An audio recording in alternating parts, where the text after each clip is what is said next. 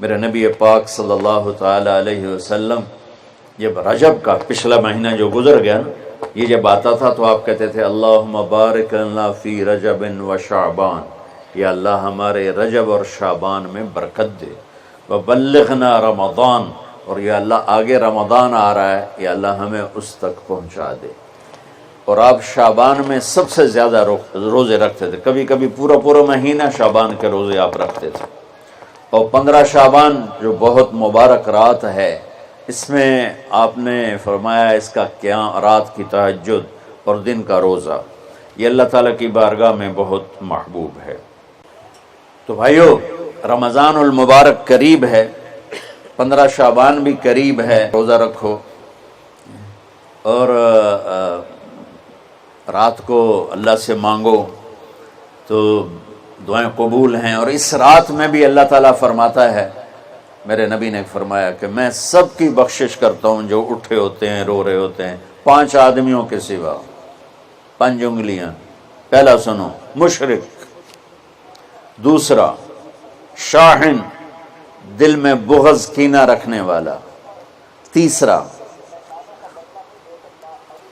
المسبل، متکبر تکبر کرنے والا، چوتھا عاق لوالدیہ، والدین کو برباد کرنے والا۔ ایک ہوتا ہے کبھی کبھی اونچا بول ہو جائے، گستاخی کا، اس کو نافرمانی کہتے ہیں۔ عاق ہوتا ہے پھاڑ دینا، ایسا پھاڑنا کہ جڑ نہ سکے، جو والدین کے جگر چیر دے اور ان کے کلیجے جلا دے، اس کی اس رات بخشش نہیں ہوتی۔ وہ مدمن خمر، اور روز شراب پینے والا، عادی نشے والا، ایک اس کی بخشش نہیں ہوتی۔ بخشش نہ ہونے کا کیا مطلب ہے؟ کہ یہ شرک سے توبہ نہیں کرتا، معافی نہیں ہے، یہ کینہ اپنے دل سے نہیں نکالتا، معافی نہیں ہے، یہ تکبر نہیں چھوڑتا، معافی نہیں ہے، یہ والدین کی نافرمانی نہیں چھوڑتا، معافی نہیں ہے، یہ شراب نہیں چھوڑتا، معافی نہیں ہے۔ اگر یہ چھوڑ دے سب معاف۔ ادھر یہ توبہ کرتا ہے، ادھر اللہ سارے گناہوں کو دھو کے پاک کر دیتا۔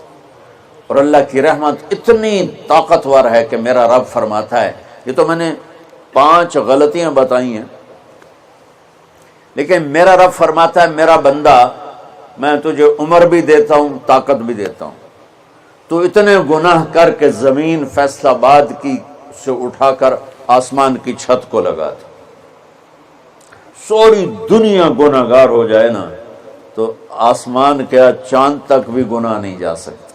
اور میرا اللہ کہہ رہا ہے ایک مرد عورت اتنے گناہ کرے کہ آسمان کی چھت کو لگا دے، پھر صرف ایک دفعہ مجھے کہے یا اللہ معاف کر، تو میں سارے ہی معاف کر دوں۔ تو بھائیو، یہ رات بھی معافی مانگنے کی ہے۔ اور اگر رمضان کا مہینہ تو پورا معافی کا مہینہ ہے کہ دوزخ کے دروازے بند ہو جاتے ہیں، جنت کے دروازے کھول دیے جاتے ہیں، شیطان قید، آپ دیکھتے نہیں نمازی کیوں بڑھ جاتے ہیں رمضان شریف میں؟ کہ وہ نامراد قید ہو جاتے، تو کسی کو زنجیروں میں باندھو وہ چل تو نہیں سکتا، چھوڑ دو زنجیریں تو چل پڑے گا۔ تو اللہ تعالی ہم سب کی حفاظت فرمائے، کوئی دعویٰ نہ کرے، لیکن جو تھوڑا سا غفلت میں ہوتا ہے تو ایمان کمزور ہوتا ہے، انہوں تو شیطان بن کے جاؤں ہی نہیں دیتے۔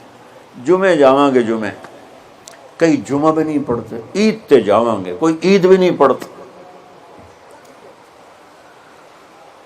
یہیں یہ ایک نگینہ سینما کے مالک نے بیان کروایا تھا اور اس نے بعد میں اس سینما کو گرا دیا، آج کل وہ کینیڈا میں ہوتا ہے۔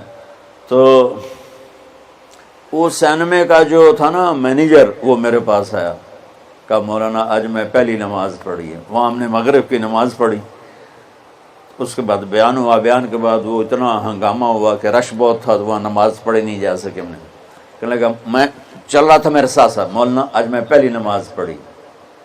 میں نے کہا کیا مطلب؟ کہا جی یہی کہ آج زندگی دی پہلی نماز پڑھی، ہوگا راؤنڈ اباؤٹ 40-45 سال کا۔ میں کہا پہلی نماز؟ ہاں جی پہلی نماز۔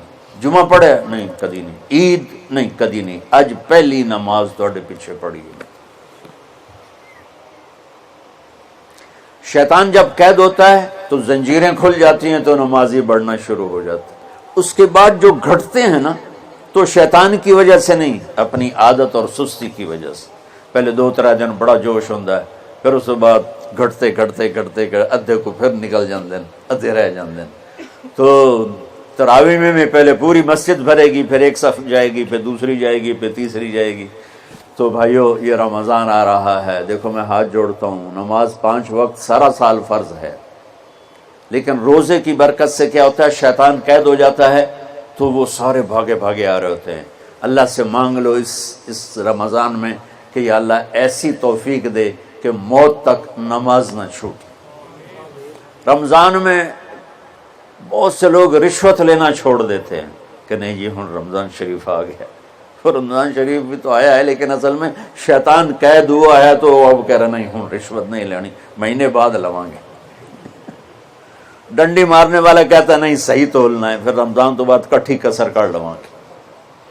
وہ کیا وجہ ہے پیچھے؟ ایک تو رمضان کی برکات ہیں، اور ایک شیطان کا قید ہونا ہے، اور ایک جنت کے دروازوں کا کھل جانا، دوزخ کے دروازوں کا بند ہونا، اللہ کے عرش کا پہلے آسمان پہ مستقل ڈیرا ڈال دینا، اور پھر اعلان کرنا ہے کوئی بخشش آنے والا ہے، کوئی معافی مانگنے والا ہے، کوئی توبہ کرنے والا ہے، کوئی جنت مانگنے والا ہے، کوئی دنیا مانگنے والا، آؤ مانگو۔ اور ایک فرشتہ اعلان کرتا ہے اے بھلائی کے چاہنے والے شاباش آگے بڑھ، اور دوسرا فرشتہ اعلان کرتا ہے اے برائی کے کرنے والے بس کر اور واپس آ جا، بس کر اور واپس آ جا۔ رمضان کا مطلب ہے جل جانا، رمضان کے لفظ کا مطلب ہے جل جانا۔